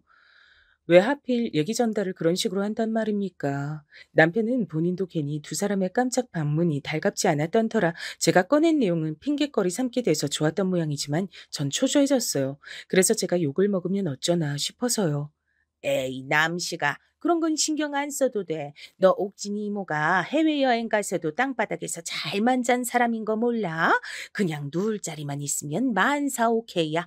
걱정 말고 우리 곧 갈 테니까 준비나 대충 해둬. 시어머니께선 명랑하게 대답하셨고 저희 부부는 이제 잠자코 시선 교환이나 하면서 집안을 급하게 청소하는 수밖에 없었습니다. 특히 저는 부엌에 가서 식재료를 살펴보느라 여념이 없어졌죠. 기왕이면 착한 며느리가 되어서 사랑받고 싶단 마음이었죠. 그래서 제가 그냥 불편한 상황을 감수하는 게 도리어 결국은 가장 편한 길일 거라고 믿었습니다. 집에 도착하신 시어머니께서 툴툴거리셨을 때도 참하게 굴었어요. 예. 네가 우리 아들한테 옥진이 이모하고 나하고 둘이 안 왔으면 좋겠다고 그렇게 말했니? 아니에요, 어머니. 갑자기 오신다고 해서 놀랐을 뿐이죠. 잠자리 불편하실까 봐 걱정됐던 거지. 두 분 오시는 게 싫은 건 아니었어요. 부디 말만 그렇게 하는 게 아니라 그게 진심이길 빈다. 근데 저녁 반찬은 김치찌개가 전부야. 집에 있는 거 대충대충 꺼냈구만. 시어미 정도는 별 손님도 아니다 이거지? 메뉴가 어쩜 이렇게 단출해? 그게 있는 재료가 얼마 없어서요. 마침 내일 장 보러 가려고 했던 참이라 오늘은 냉장고가 좀 비었어요. 그래서 있는 걸로만 차렸습니다. 다음에 오시면 더 맛있는 걸로 차려드릴게요. 내일 보려던 장 오늘 보면 어디가 덧났을까? 그리고 우리 남식이가 평소에 집에서 얼마나 별 볼 일 없게 먹고 살았을까 하는 게 내 눈에 보여서 마음이 좀 그렇네. 금쪽 같은 아들내미 장가 보내놨더니 집에서 밥도 제대로 못 먹고 사는구나. 아휴, 내가 이럴까봐 진작 여기 와서 살림살이 들쑤셔 놓을까 싶다가도 아직 신혼이니까 알아서 살림 꾸리고 밥 해먹고 이러고 살고 있으랍시고 내가 그냥 뒀었는데 괜히 그랬다 싶다. 역시 어른이 참견을 해야 제대로 돌아가는구나. 간장도 이게 뭐야. 꼴랑 진간장 하나 두고 산다. 우리 남식이가 국간장 맛을 얼마나 좋아하는데. 시어머니께서 부엌을 기웃거리시며 타박하셨을 때 저는 제가 미흡한 게 많았다고 생각하면서 반성이나 하고 있었습니다. 차려진 게 별로라서 많이 안 먹을 것 같다고 하셨으면서 막상 식사가 시작되자 한 그릇 뚝딱 해치우시더라고요. 그럴 수밖에 없으셨겠죠. 김치찌개에 계란말이, 김까지 밥도둑 조합이었으니까요. 잘 드셔놓고도 남편 안 볼 때 저한테 오셔서 음식은 가짓수가 중요하다 이런 말씀을 어찌나 귀따갑게 하시던지요. 우리는 그냥 거실에서 대충 TV나 보다가 즐겁게 시간 보내고 자면 된다. 너희들 어서 방에 들어가서 자라. 주무실 때도 그렇게 호탕한 말씀을 하시더니만 아침이 되자 저한테 오셔서 밤새 등이 아파 죽는 줄 알았다는 소리를 어찌나 하시던지 제가 죄인이 된 것 같았습니다. 남편 앞에선 딱히 안 그러셨어요. 근데 저한테 따로 오만 소리를 다 하시니까 제가 정말 심란했습니다. 어머님, 제가 다음엔 더 잘해드릴게요. 이번에 신경 못 써드려서 죄송합니다. 그래. 다음에 어떻게 하나? 어디 한번 보자. 그리고 너 앞으로 우리 남식이 밥 좀 잘 챙겨줘라. 결혼하고 나서 오히려 볼 사람 불쌍하게도 쏙 빠진 걸 보니까 내가 마음이 아파서 네가 도무지 곱게를 안 보인다. 넌 오히려 낯빛이 좋아졌잖아. 제가요? 화장품을 바꿨는데 제 피부에 잘 맞나 보네요. 사실 제가 바빠서 더 못 챙겨 먹었는데 아무튼 밥 차리는 거 신경 써서 잘 지내겠습니다. 예쁘게 봐주세요. 예뻐야 예쁘게 봐주지.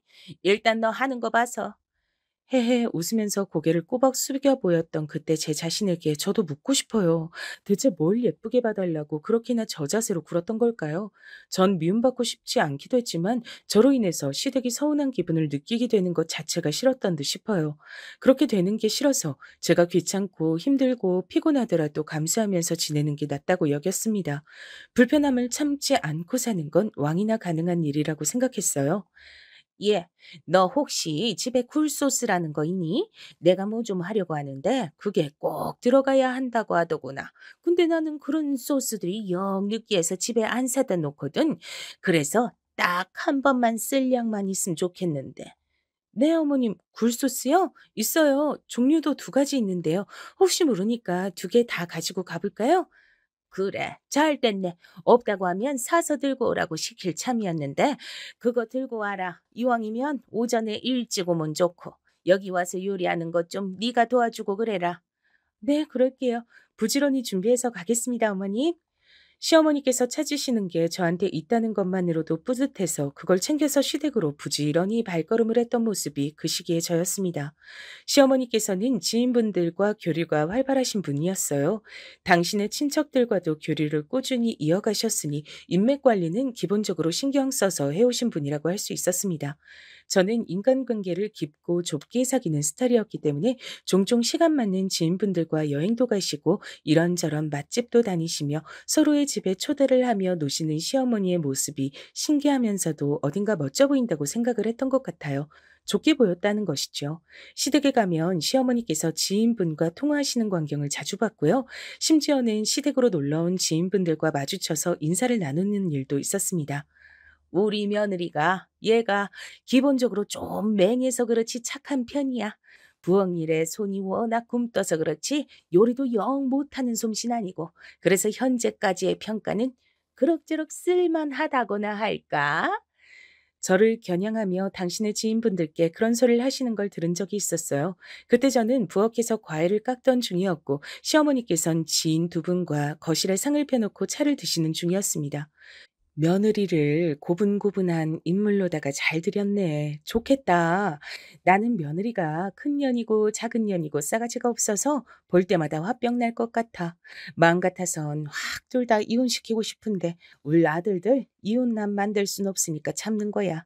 저런 그러길래 내가 그것들 기어오르지 못하게 초장에 단속 좀 하라 그랬잖아. 내 말 안 듣고 살더니 결국 그렇게 되네. 아유, 몰라. 그냥 짜증나. 원래 며느리가 시어머니 눈치 보고 머리 숙이고 사는 게 정상 아니야? 나도 그렇게 살았는데. 그것들은 왜 그렇게 대가리가 빳빳한지 모르겠어. 그런 의미에서 난 자기가 너무너무 부럽다. 배 아파서 부럽단 말 하기 싫은데 안 할 수가 없어. 나도 자기처럼 편하게 부려먹는 며느리 있었으면 좋았을 텐데. 아이고 참. 내가 표현이 좀 그랬니? 아니, 맞는 말 했네. 편하게 부려먹는 중 맞어. 근데 아직 멀었어. 갈 길이 구만리야. 나도 며느리 교육에 한참 더 바쁠 것 같아. 세상 일 중에서 어디 거저 얻는 게 하나라도 있어? 전부 다 노력하고 계획을 세운 다음에 얻어지는 것들이지. 내가 그래서 우리 며느리한테 앞으로 계속 부엌 일을 빡세게 시키려고 하잖아. 반찬을 사다 먹는다, 어쩐다 하면서 식은빵 떠는 젊은 것들이 오죽 지천에 널렸어야지. 우리 아들한테 그런 거 먹는 결혼 생활을 난 절대로 하게 할 생각이 없어. 이 기분을 뭐라고 설명해야 할지 모르겠는데 왠지 모욕을 당한 것만은 확실한 것 같은 그런 기분이 들어서 머리가 어지러운 통에 과일 접시를 얼른 내가지 못하고 잠시 싱크대에 몸을 기대고 서 있었습니다.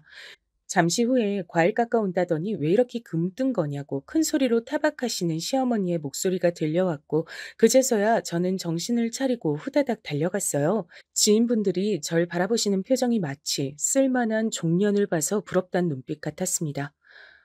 이런 생각하지 말자. 어쨌든 어머님이 날 좋게 봐주시는 거고 앞으로 나와 잘 지내보시겠다는 생각 아니겠어? 결국 그런 건데 괜히 그런 대화 내용 가지고 내가 머리를 싸매며 상처받을 필요가 뭐 있어. 그냥 잘 지내면 되는 거지. 저는 그런 식으로 마음을 다 잡았죠. 공손한 웃음을 짓는 절 보시곤 시어머니께선 내가 이 정도야 라는 식으로 지인분들을 향해 어깨를 으쓱거렸습니다. 저는 시어머니께 제가 도움이 된다면야 좋은 일이라 여겼죠. 좋은 게 좋은 거란 희대의 명언도 있잖아요. 하지만 제 가슴은 저도 모르는 사이 멍울이 져가고 있었습니다. 아닌 척 굴어보고 외면을 해봐도 별 수 없이 은근하게 쌓여가는 것이 상처더라고요. 언제부턴가 시어머니와 통화를 하고 나면 가슴이 답답해졌습니다. 그러면서도 전 통화를 하는 와중엔 싹싹한 목소리를 냈고 시어머니께서 불편하시지 않게 추임새를 열심히 넣느라 바빴어요. 착한 아이 콤플렉스라는 단어가 어느 날 제 눈에 들어오더군요. 답답한 가슴을 안고도 제가 꼭 눌러 참는 이유가 그것 때문인가 싶었습니다. 다른 사람들로부터 착한 아이라는 소리를 듣고 싶으니까 스스로의 욕망을 억누르고 억지로 노력하며 행동하는 게 착한 아이 콤플렉스라고 하더군요. 착하게 굴지 않으면 사랑받지 못하고 미움을 받게 될 것이라는 불안감에 생기는 방어 기제의 일환이라는 설명의 대목에서 가슴이 뜨끔거렸습니다. 제가 아무래도 착한 며느리 콤플렉스 환자인 것 같았거든요.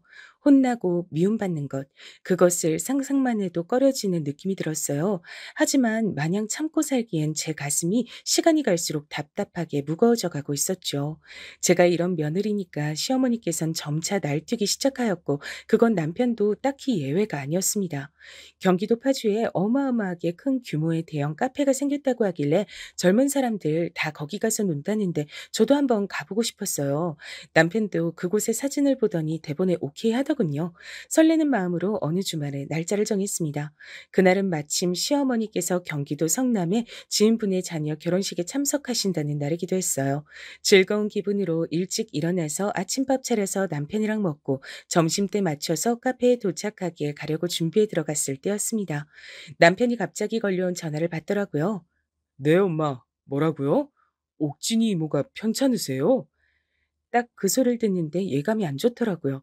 아니나 다를까 전화를 끊고 남편이 하는 소리가 본인이 시어머니 오늘 결혼식장까지 모셔다 드려야 할 것 같다 그랬습니다.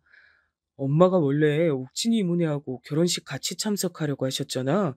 이모네 큰딸이 모셔다 드린다 그래서. 근데 아침부터 갑자기 이모가 편찮으시다네. 그래서 그 집 따님이 못 모셔다 드리게 된 거야? 어머님은 자기한테 부탁을 하신 거고? 그래, 알았어. 뭔 상황인진 알겠는데, 그러면 나는 2주 동안 오늘만 기다렸는데. 어쩔 수 없지. 그렇다고 엄마가 부탁하시는데 어떻게 안 들어드려? 혹시 심심한 거면 당신도 같이 갈래? 지금 심심해서 하는 소리가 아니잖아. 거기로 한 일정이 엎어졌으니까 너무 실망스러워서 하는 소리지. 자기가 성남까지 다녀오면 시간이 너무 늦을까? 엄마 모셔다만 드리고 내가 얼른 오면 괜찮을 것 같기도 해. 결혼식장에서 지인분들 엄청 만나실 테니까 돌아오시는 건 얻어 타실 차가 되게 많을 거야. 어차피 거긴 저녁까지도 많이들 가는 카페라면서? 그럼 오후에 가도록 할까? 그래, 알았어. 자기가 어머님 모셔다 드리고 와. 난 기다리고 있을게. 고대했던 외출이라서 남편을 보내는 게 썩 내키진 않았지만 뭐 어쩌겠어요. 시어머니께서 그런 부탁을 하셨는데 거절할 도리가 있어야 말이죠. 남편이 차를 끌고 나간 뒤 전 혼자 다른 일을 하며 시간을 보냈습니다.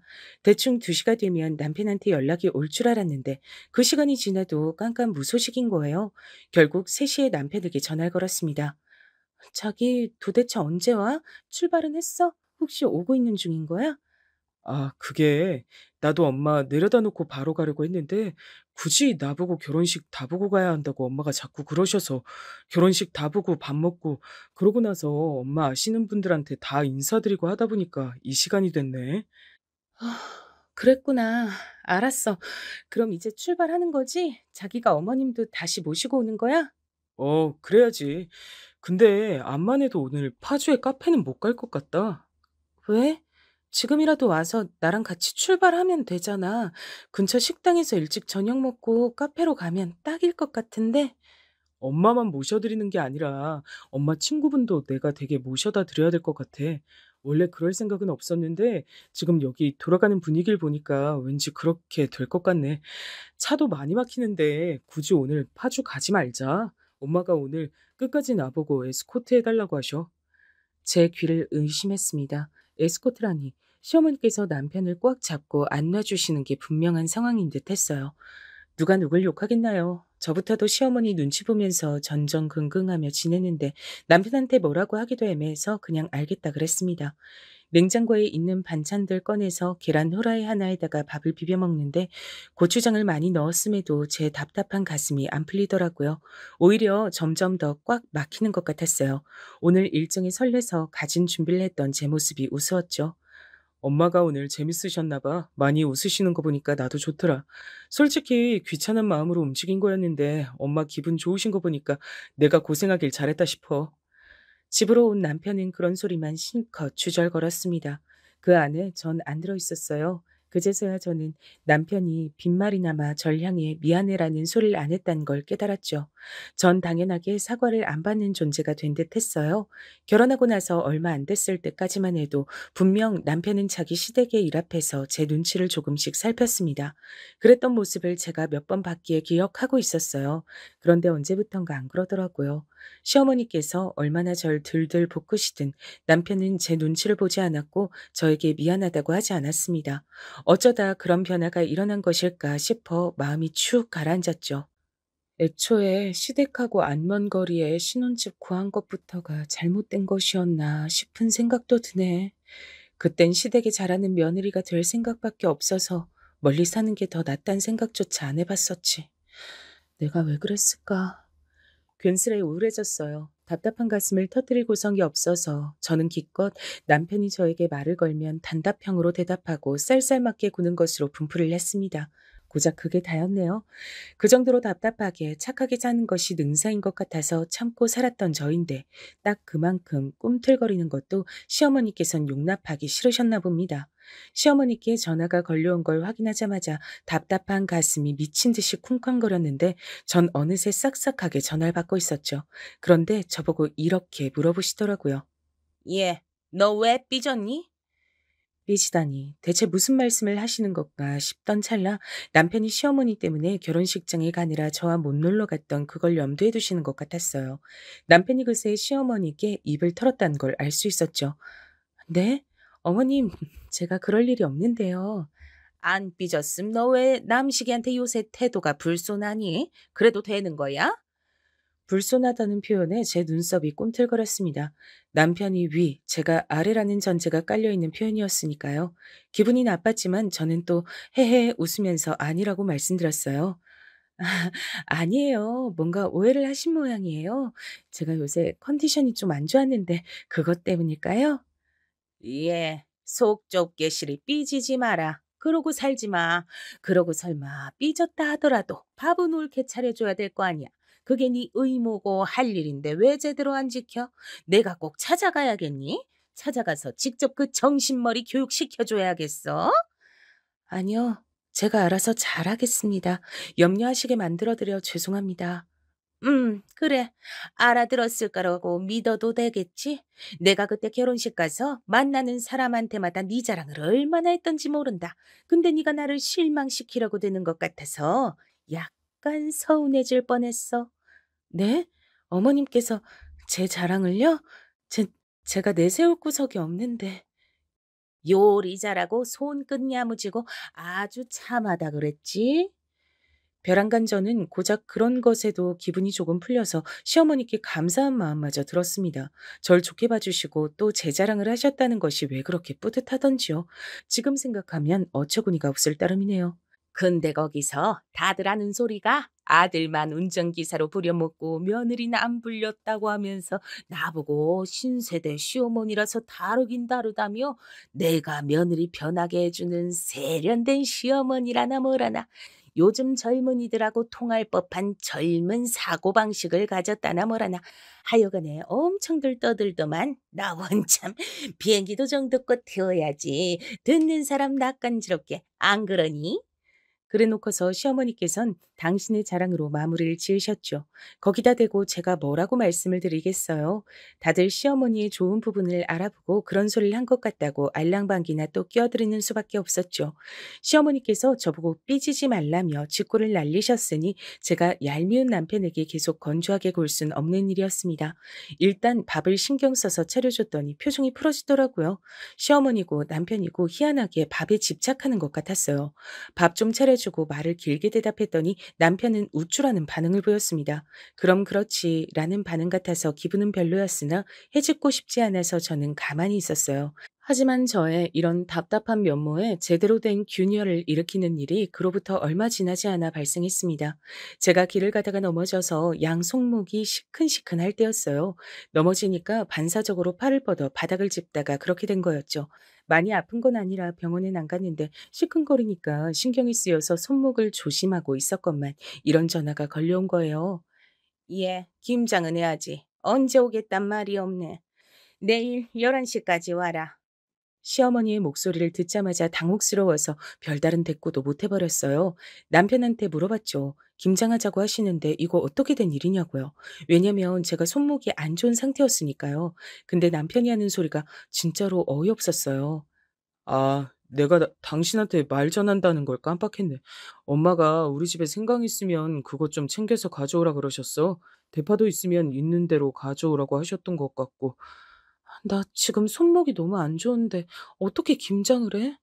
아, 그래도 엄마가 당신하고 김장할 거라고 생각하시고 준비하셨는데 안 가는 건 예의가 아니지. 말도 안 되는 거지. 일단은 가서 손목 좀 그렇다고 말씀드려. 답답한 가슴이 이젠 아예 꽉 막히는 듯 했어요. 당연히 시어머니께서도 제가 사흘 전에 크게 넘어져서 손목이 시큰거린다는 것을 들어서 알고 계셨습니다. 그럼에도 절 부르신 분인데 제가 그 앞에 가서 대체 무슨 말씀을 어떻게 드리겠어요. 전 생강과 대파를 챙겨서 이튿날 시댁으로 갔죠. 손목이 좀 안 좋다면서 만지작거렸더니 시어머니께서 하시던 말씀이 무슨 다 큰 어른이 길을 가다 넘어지냐고 하시면서 덤벙대고 살지 말라고 하셨습니다. 그러면서 저보고 얼른 자리 잡고 앉아 양념 바를 잣을 잡으라고 그러셨죠. 이렇게 김장도 몸소 배워야 하는 거야. 요즘 젊은 것들은 김장을 직접 하기 싫어서 죄다 김치를 사다 먹는다더라. 그럼 영영 김치 못 만드는 거야. 나중에 김장 직접 해먹고 싶어도 노하우가 없으니까 헤매는 거라고. 중요한 김장을 배워야 할 시간에 카페인지 뭔지 하는 거에 크게 해놓은 곳들만 다니니까 그런 사달이 나지. 하여간 요즘 젊은 것들 김장을 하는 동안에도 시어머니께선 계속 주절주절 말꼬를 이어가셨고 전 그때까지만 해도 별 생각 없이 손목의 통증을 참아가며 작업을 하고 있었습니다. 그런데 제 귀에 갑자기 이런 내용이 들려오는 게 아니겠어요? 우리 아들이 너 그런 데 데려간다 그러길래 내가 얼마나 괘씸하던지. 네? 어, 어디를요? 카페요? 그래. 내가 그거 듣고서 괘씸하고 마음에 안 들었는데 옥진이가 갑자기 아프다길래 옳았구나 싶어 차라리 잘 됐구나 싶어서 그날 우리 아들을 내 옆구리에 딱 끼고 지낸 거잖아. 너하고 카페 나들이나 멀리 다닌다고 하니까 어찌나 마음에 안 들던지. 그 소리에 제가 충격을 안 받을 수가 없었어요. 경기도 파주의 카페 나들이를 가려다가 무산되었던 그날, 시어머니께서 일부러 작정을 하시고 그렇게 행동하셨던 겁니다. 제가 당신의 아들과 요즘 젊은 사람들한테 인기가 있고 유행이란 카페에 가는 게 얄밉고 싫어서요. 전 그간 인내하고 참으며 시어머니께 무조건 잘해드리려고만 애를 썼는데 시어머니께선 고작 그런 것에도 절 못마땅해 하신다는 걸 알게 됐으니 무척 허무했습니다. 그간 저의 모든 노력은 대체 뭐였을까 싶었어요. 기분이 너무 참담해서 차마 시어머니께 무어라 말씀드릴 여력조차 없었습니다. 기운이 쭉 빠지더라고요.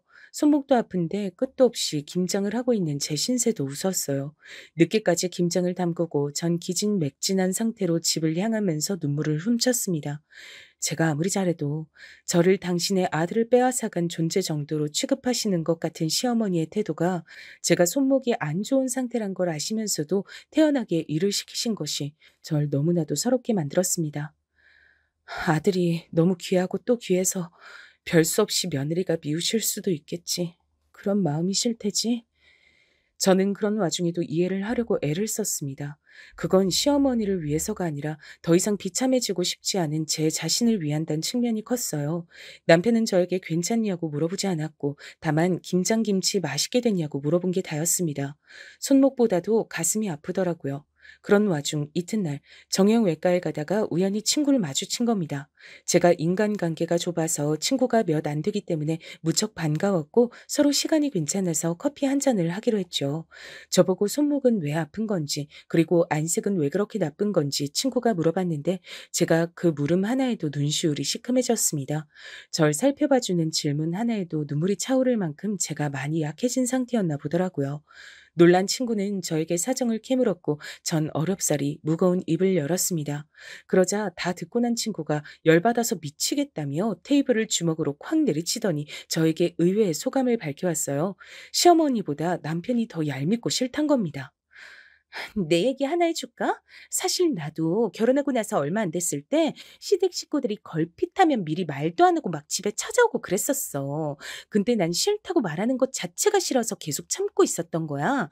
그러다가 어느 날 시누이네가 갑자기 또 놀러 온다고 했을 때였는데 난 또 그냥 알았어요. 이렇게 하고 나서 내 속을 다스리고 있었거든.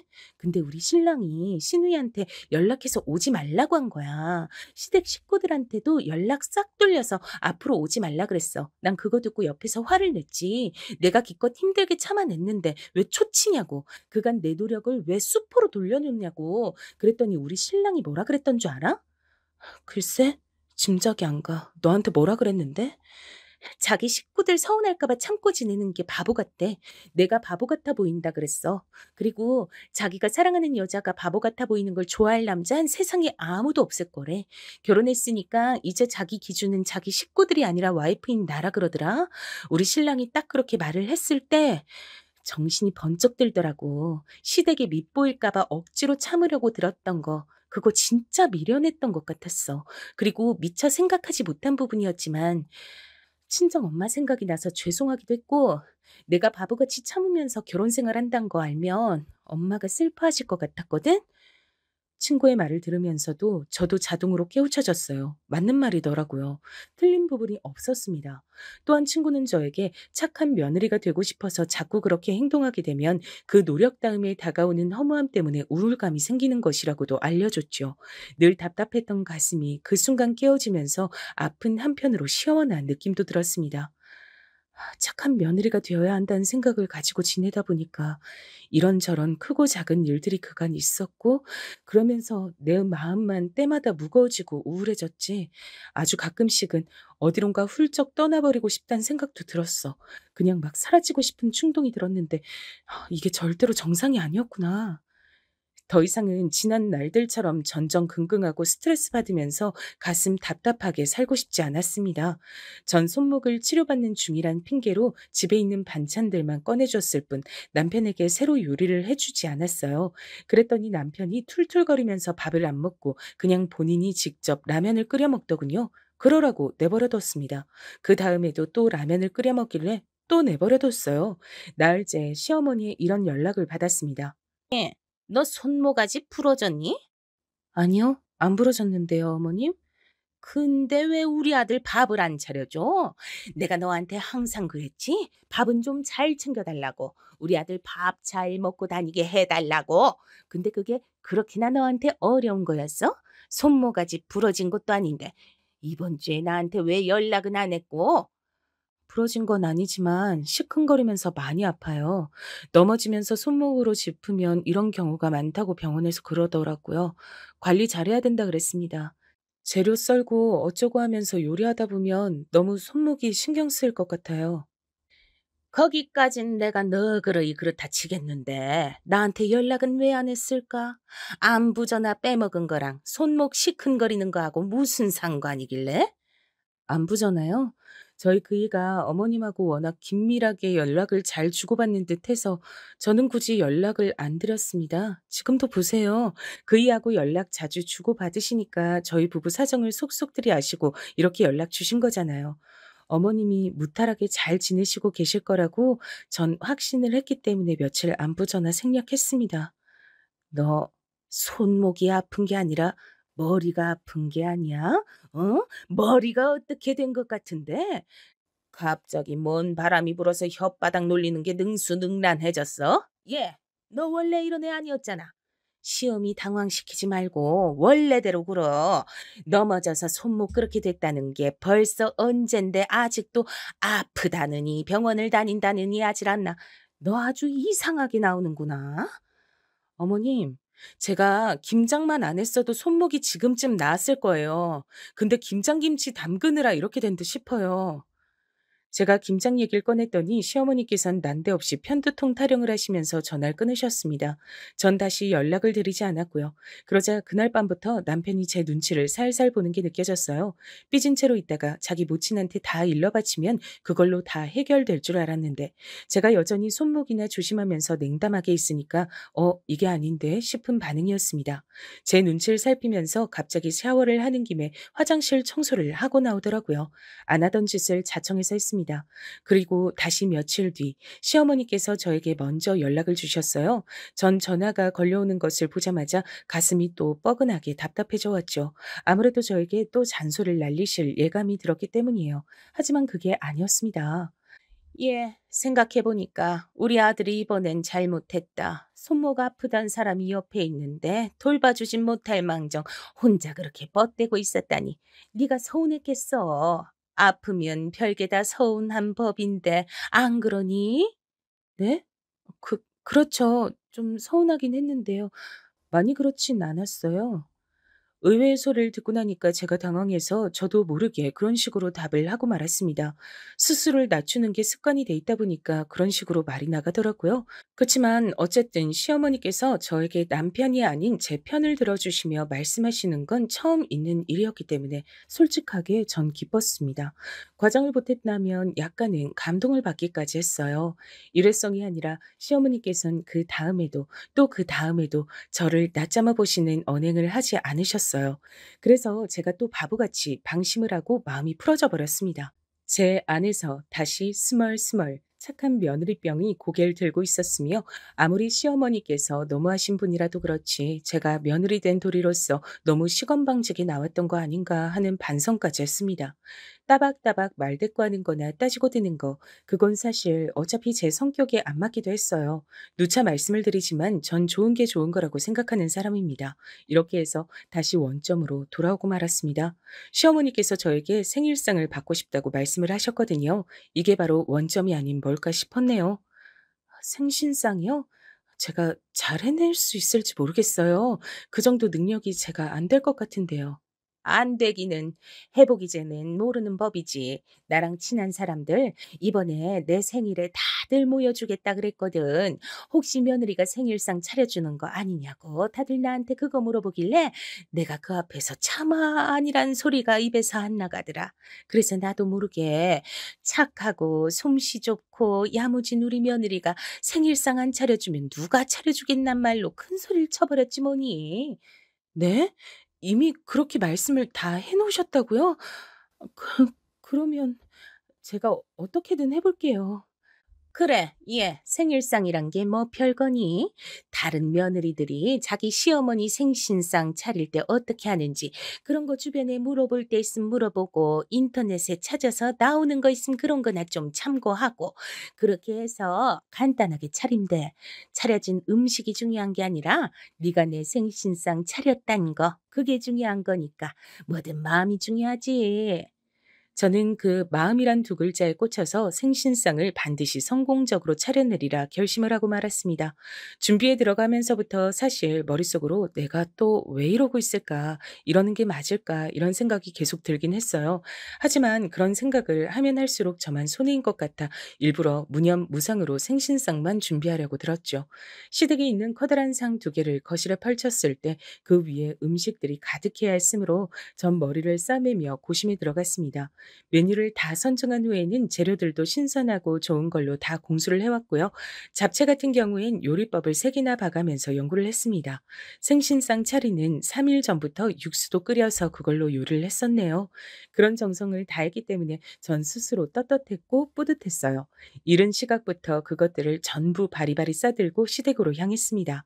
시댁에 도착하자마자 부엌으로 가서 음식을 데우고 몇 가지는 즉석에서 하고 정신없이 바빴습니다. 그러다 보니까 어느새 시어머니의 가까운 지인분들이 다 오셔서 거실에 자리를 잡은 뒤였어요. 전 음식을 내갔고 그럴 때마다 지인분들의 인사를 받으면서 해사하게 웃었습니다. 제가 거의 마지막 음식을 내간 뒤 부엌으로 다시 발길을 돌렸을 때였어요. 근데 접시를 옳게 놨는지 아니었는지 헷갈려서 거실 쪽으로 몸을 틀었고 그 덕분에 시어머니의 목소리를 선명하게 들을 수 있었습니다. 어유, 난 됐다고 하는데도 우리 며느리가 굳이 이렇게 생일상 차려주겠다고 난리를 치지 뭐야. 내가 길을 잘 들여도 너무 잘 들여놨나 봐. 다들 며느리 교육시킬 때 주의하시오. 교육이 너무 지나치면 충성스러운 정도가 부담스러운 희대의 종년이 당생하니까. 그 자리에 모두가 깔깔 웃었습니다.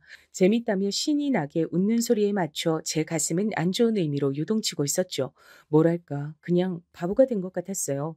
시어머니께서 아무래도 허세를 부리고 싶으셔서 그러는 모양이었는데, 그럴 거란 생각을 하는 와중에도 제가 바보 취급을 받았다는 기분을 지울 수가 없었습니다. 이런 순간에 제가 뭘 어쩌겠나 싶어서 터덜터덜 부엌으로 가서 후식 그릇이나 미리 준비를 하려던 바로 그때였습니다. 예, 너 지금 뭐 하자는 거야? 이런 식으로 나를 엿먹이는 거야? 지금 다들 갈비찜 없는 거 알고서 수근거리기 시작한 건 알고서 지금 태평하게 있는 거니? 갈비찜 어디니? 갈비찜이요? 어머님, 그건 준비를 안 했는데요. 시어머니께서 황급히 다가오시더니 작은 목소리로 이를 갈며 저에게 갈비찜을 물어보신 거예요. 그리고는 제가 고개를 가로젓자마자 제 뺨을 후려치셨습니다. 이런 개념 하나 없는 천치 같으니라고 이 무시가 어떻게 시어미 생신상 차리면서 갈비찜을 빼먹어? 죄송해요. 다른 게 많아서 갈비찜은 없어도 될 줄 알았어요. 그런데 어머님, 아무리 그래도 제 뺨을 치시는 건 너무한 거 아닌가요? 어머님 눈엔 갈비찜 없는 것만 보이고 다른 음식들 많은 건 안 보이나 봐요? 얘가 또 이러네. 일전에도 한번 갑자기 싸가지 없어져서 날 아주 당혹시키더니만 또 싸가지를 상실하셨어? 예, 너 정신 차려. 어디서 감히 눈 똑바로 뜨고 그따위로 말댔구야? 머리 정리하고 얼른 저기 가서 갈비찜 없어서 죄송하다고 정중하게 모두를 향해 직접 사과드려. 네가 직접 수습해야지. 멀리 사시는 자주 뵐 수 없는 친정 부모님의 얼굴이 눈앞에 아른거렸습니다. 저에게 충고를 해주던 친구의 모습도 떠올랐고요.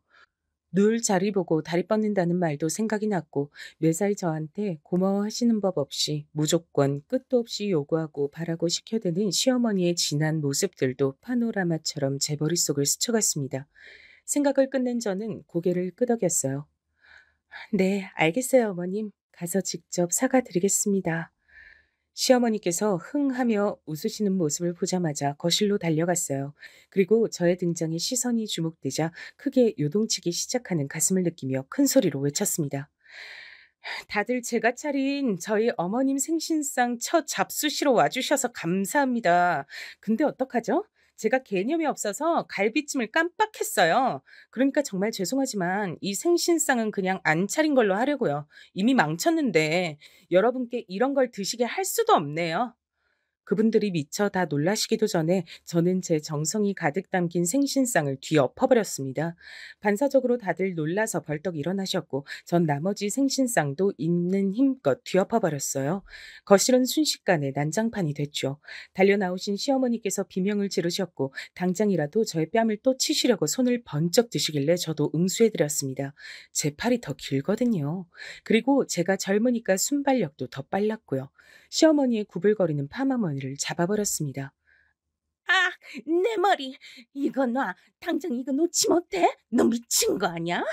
나 미친 거 어떻게 하셨어요? 나 미쳤으니까 이제 건들지 마세요. 미친년 눈엔 뭣도 안 보이는 거 아시죠? 이런 연병을 너 가만 안 놔둬. 우리 아들한테 말해서 너랑 갈라서라고 할 거야. 그래 주시면 고맙죠. 그럼 제가 이혼하려고 애를 쓸 수고도 덜겠나요. 제발 꼭 좀 그렇게 해주세요. 매끄러운 이혼 선사 기대할게요. 태어나서 그렇게 막무가내로 굴어본 것은 처음이었기에 제 몸이 저절로 막 떨리고 있었어요. 하지만 저는 당당히 말을 뱉었고 마지막까지 시어머니의 머리칼을 야무지게 뜯은 다음 놓았습니다. 모든 사람들이 넋이 빠진 채로 저와 시어머니를 번갈아 보며 기함 중이었고 전 머리가 다 뜯긴 채 엉덩방아를 찧은 시어머니를 내려다보며 싱긋 미소를 지은 다음 시댁을 나왔습니다. 다리가 후들거렸고 심장이 미칠 것처럼 뛰고 있었는데 평생 이렇게 후련한 적은 또 처음이었어요. 이미 시어머니의 생신상을 뒤엎었을 때 남편과 이혼을 각오했단 점도 스스로 깨달았죠. 남편은 저에게 사람이 어떻게 그럴 수가 있냐면서 비난을 해댔어요. 아무리 그래도 어른한테 그래도 돼? 넘지 말아야 할 선이란 게 있어. 우리 엄마 모든 지인들 앞에서 개망신을 준 거잖아. 너 어떻게 그럴 수가 있어? 아, 그럴 수 없는 거였어? 그랬구나. 그럼 이제 우리는 부부로 못 살겠네. 이혼하자. 이견 없지? 이혼? 물론 나도 이혼을 생각하고 있긴 하지만 네가 우리 엄마한테 진심으로 사과를 드리고 잘못을 뉘우친다면 널 용서해 줄 생각이 나는 일단 있어. 난 그럴 생각 없는데. 질척하게 그러지 말고 깔끔하게 이혼해줘. 만약 나랑 즉각 이혼 안 하면 자기는 천하의 불효자가 되는 거야. 그런 순발력이 어디서 나왔는지 모르겠어요. 제가 그렇게 나오자 남편은 불효자라는 오명을 피하기 위해 순순히 이혼을 해줄 수밖에 없었죠.